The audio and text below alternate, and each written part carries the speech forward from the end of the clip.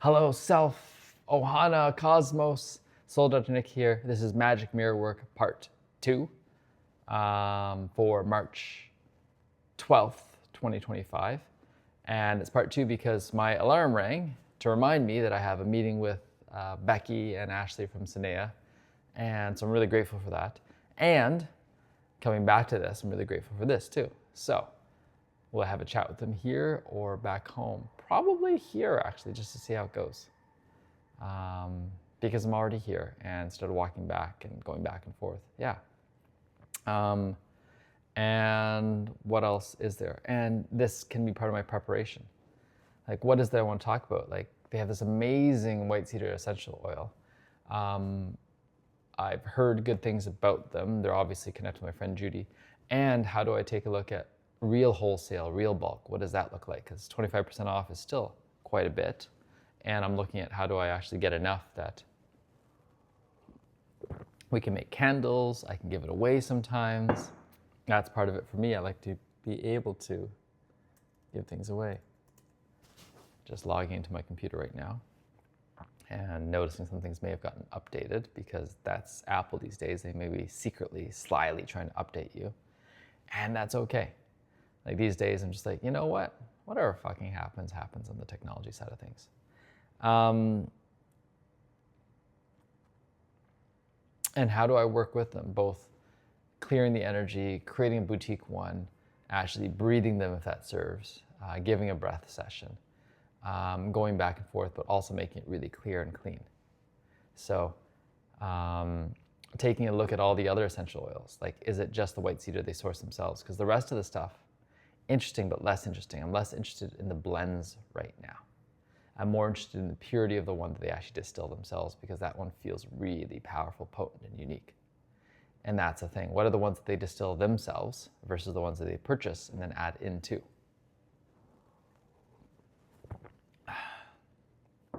And being with the magicians that they are, playing with the sense that they play with, and getting a sense of them, getting a sense of them, getting a sense of me, getting a sense of me.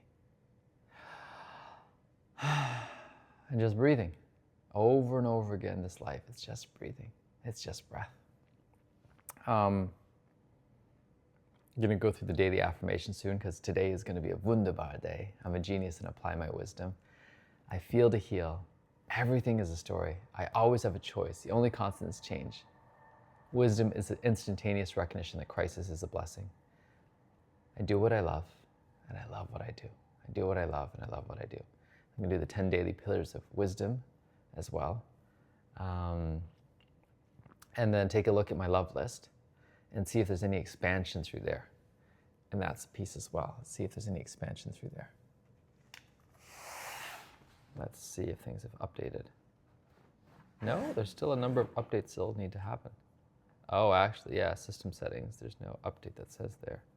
So about, let's see here now, 15.3.1, yeah.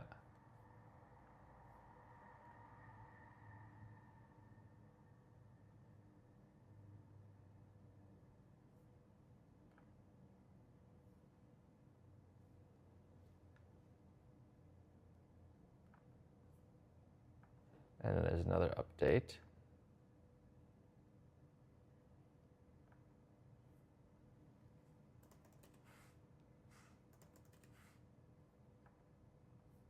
All right, so that doesn't want to happen right now. Thank you.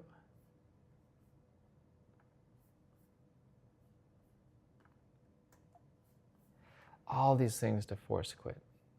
It's funny how it gets annoying.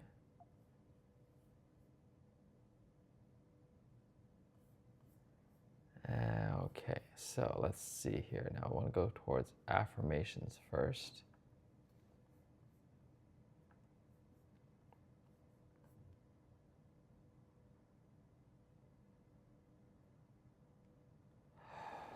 Oh, noticing things I wanted to automate. Got it. Got it. Okay. So affirmations. I'm a genius and I apply my wisdom. It's going to be a wunderbar day.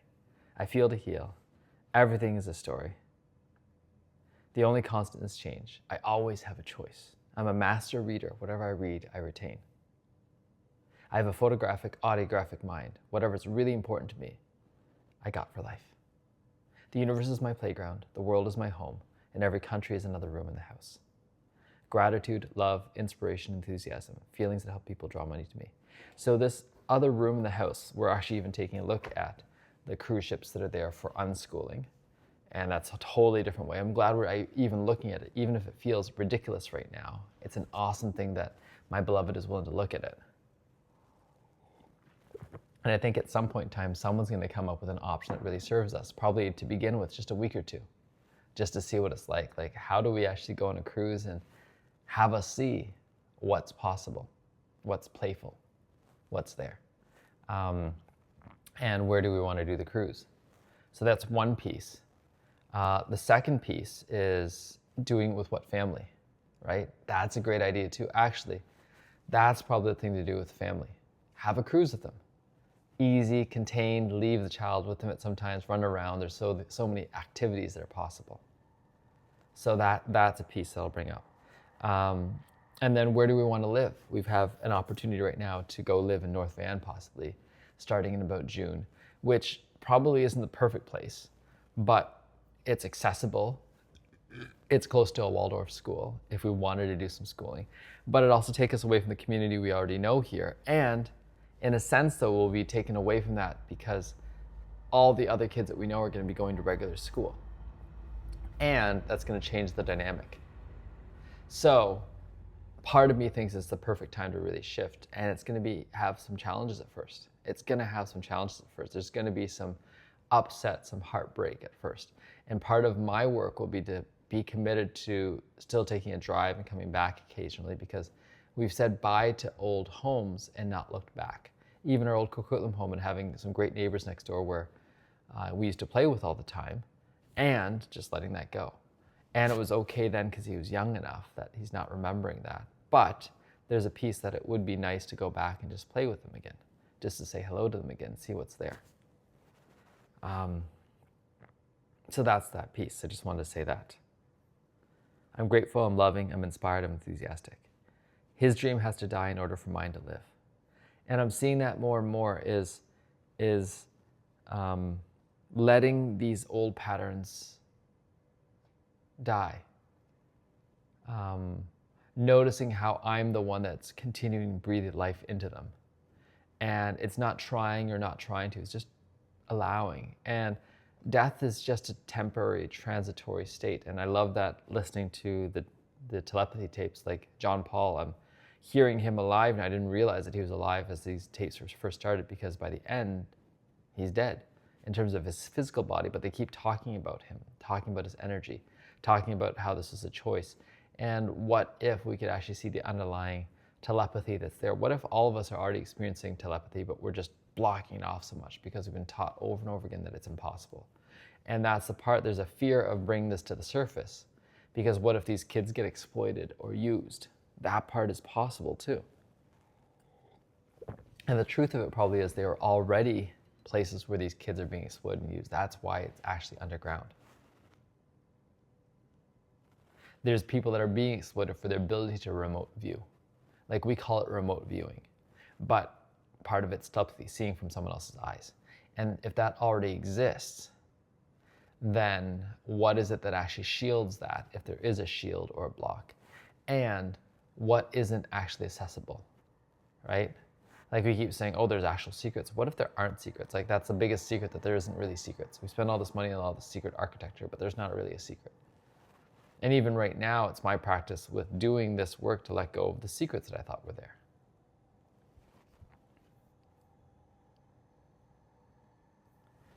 All right. Oh, did they change the password here? Let's not try connecting. Let's just leave it. All right. The universe is waiting for me to declare my worth. If my mom was the mother I hoped she would be, I would not be the man I'm proud to be today. And that's part of it.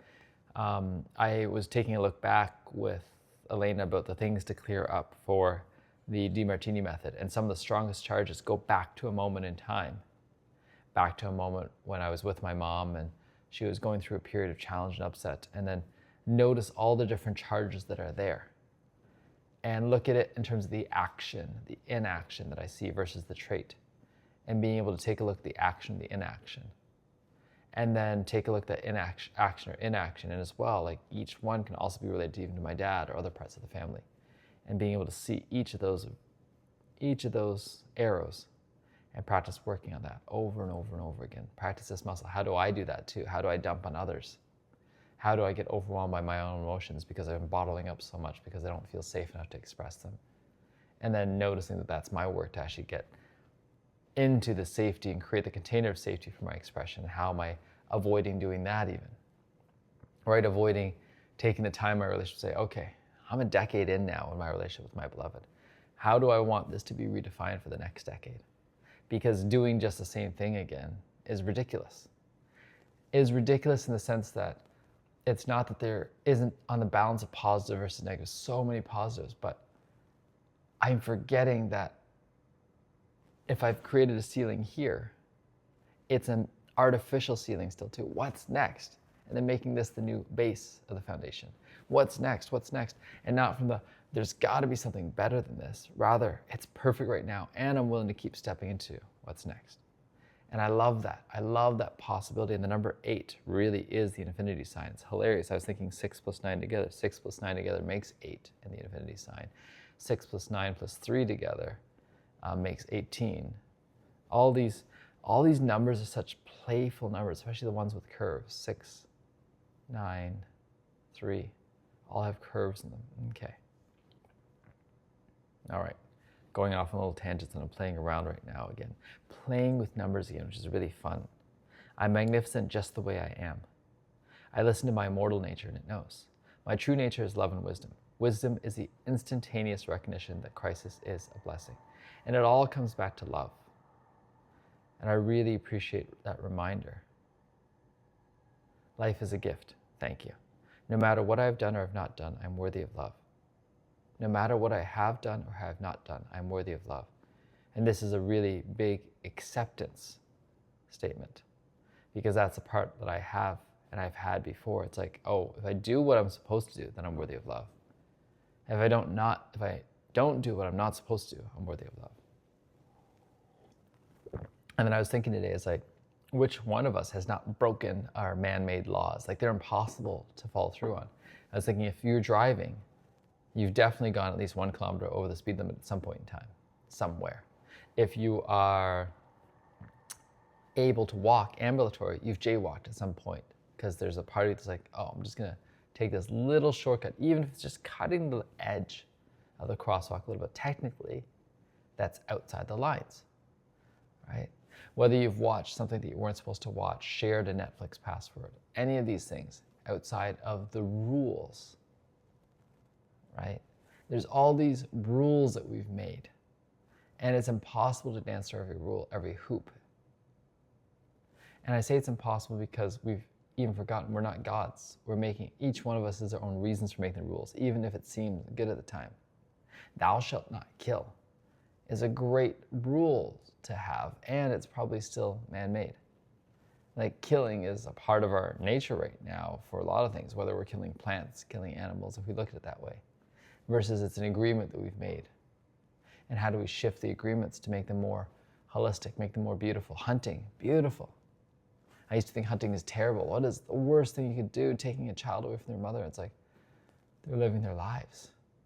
What about caged animals? What about truly caged, not just caged, but caged animals so much so that I can't even imagine what joy there is, what box there is, what prison it is.